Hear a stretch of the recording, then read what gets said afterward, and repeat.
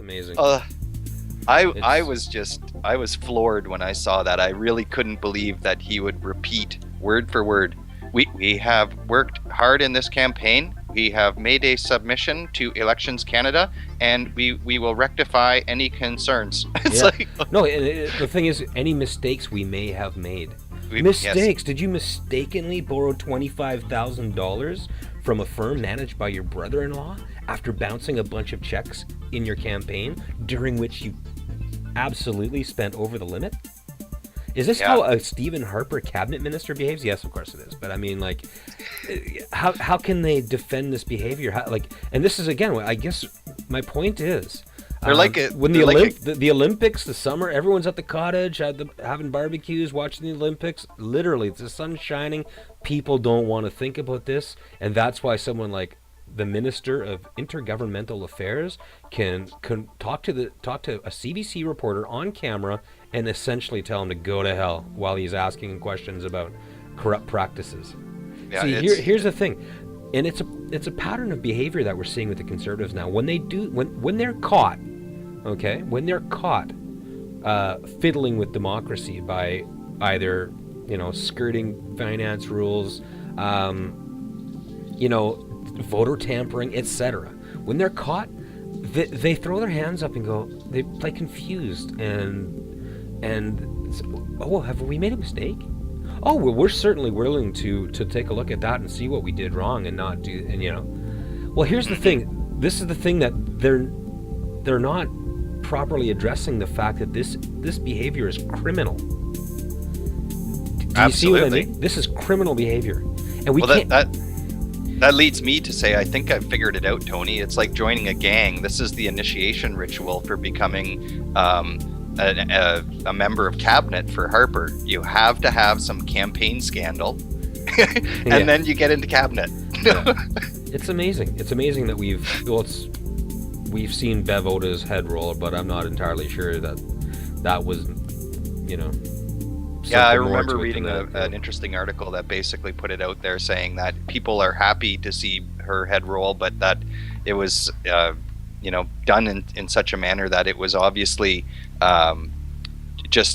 she was not the worst of the worst here. There's so many other scandals involving either like election campaign financing or procurement finances with McKay and all sorts of different things that there are several other MPs, cabinet ministers that should be brought to light.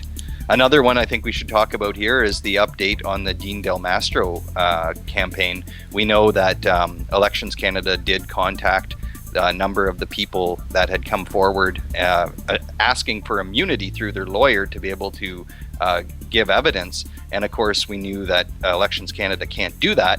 So as a person you mentioned earlier in the show, Charlie Angus wrote a letter to Rob Nicholson, the Justice Minister, asking him suggesting that under the Federal Accountability Act and through the authority of the Attorney General, that he does have the right to refer this case to the Director of Public Prosecutors or to the police or any other authority.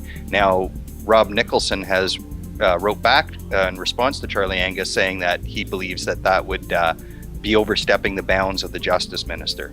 Yeah. So. Yeah. Well, here's the thing. This is, I don't understand why it's so difficult to get the RCMP involved in investigations and the Ministry of Justice involved in these things. This is criminal behavior. These are crimes that are being investigated, and Elections Canada isn't exactly perfectly equipped to deal with criminal investigations, right? Because it's, it's run by a political appointee, you know what I mean, which happens to have been, like the last two have been put in place by the Conservatives themselves.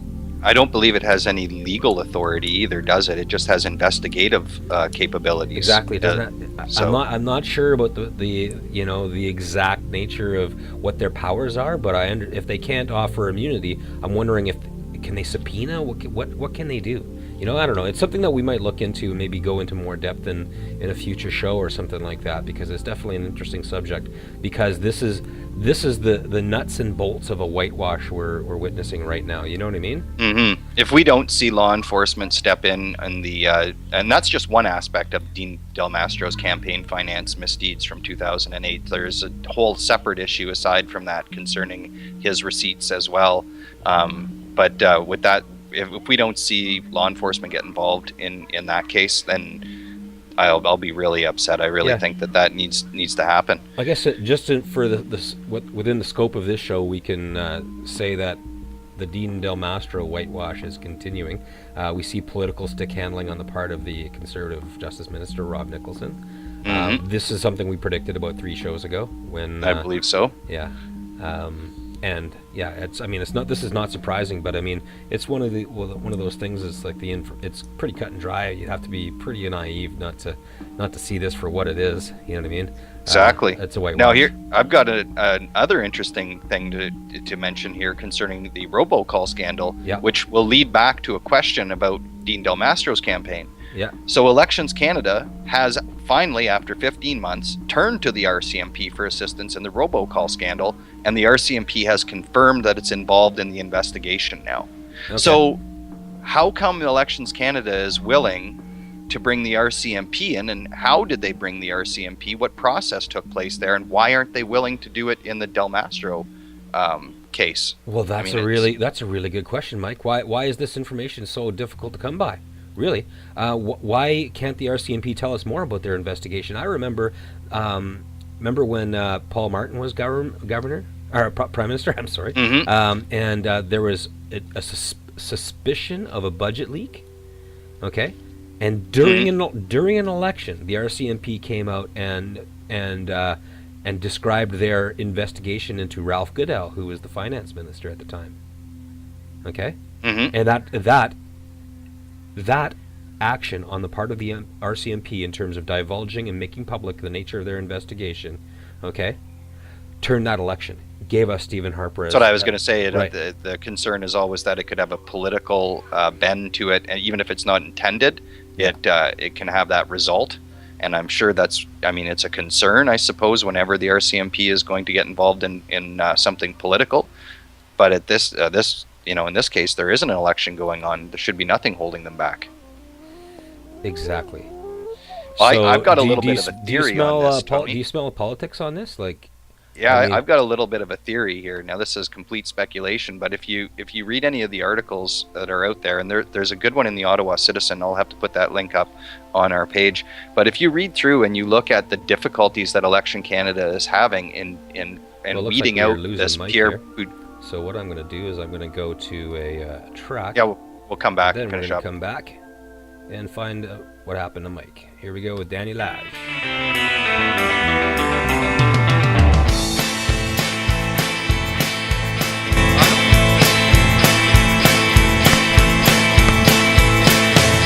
bring around the pain. It's not that bad. It's not that bad. It's not that bad at all. Feel the same. It's not your loss. It's not your loss. It's not your loss at all. It makes me feel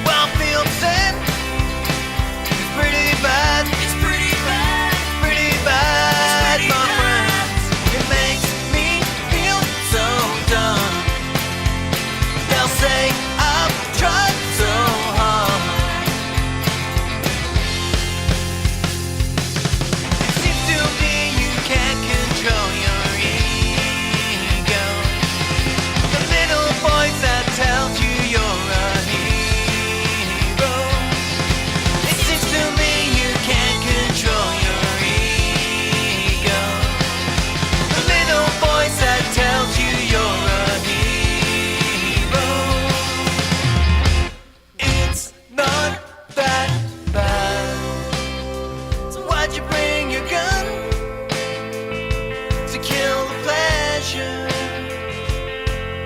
The pleasure, the pleasure. So why'd you bring your gun to kill the pleasure? The pleasure, the pleasure. Seems to me you can't control your ego. The little voice that tells you you're a hero.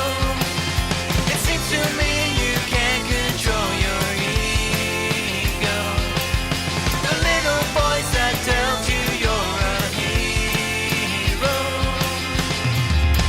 It's not that bad. So why'd you bring your gun to kill the pleasure?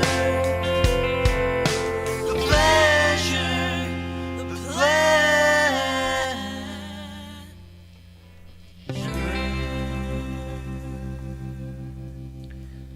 Always And enjoy listening to Danny. yeah, that was Danny Lage from his upcoming Making Exceptions EP. And I'm happy to say to any of our friends listening from North Bay here that Danny will be playing at the Raven Republic coming up very soon. And it's something that you don't want to miss. Perfect. Yeah, man. Wish I could be there. So, just to go back and finish up my statement, what I was saying was, and this is speculation without proof. I admit that, but I wonder if the Elections Canada has the fear of, in the robocall scandal, they can bring in the RCMP, and chances are, I think, there's a good chance the RCMP might not be able to find anything. It seems like everything's leading to a dead end. They got one name, Andrew Prescott. He denies any responsibility. So unless it comes to something there, it's a dead end on the store-bought credit card. It's a dead end on the burner cell phone. It's a dead end on the email and IP addresses that are connected to the case. So maybe they're not as scared, Elections Canada, bringing in the RCMP, whereas with the Del Mastro campaign, I think there's a good chance that he could be found guilty of a crime pretty easy if some police officers would just talk to those people from his cousin's company. Yeah. But apparently the Conservatives have the power to stop that investigation dead in its tracks, and they're not ashamed to do it. Yeah, they won't be the ones to bring the police Mike, in. I had a scary thought pertaining to the robocall issue.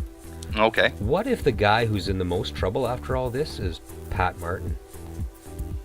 You know he's being sued by Rock 9, right? The company that did the robocalls, because he called them rascals and implied that they were complicit in this crime, because it is a crime, right? Mm-hmm. And then Rock 9 just turned around and sued him.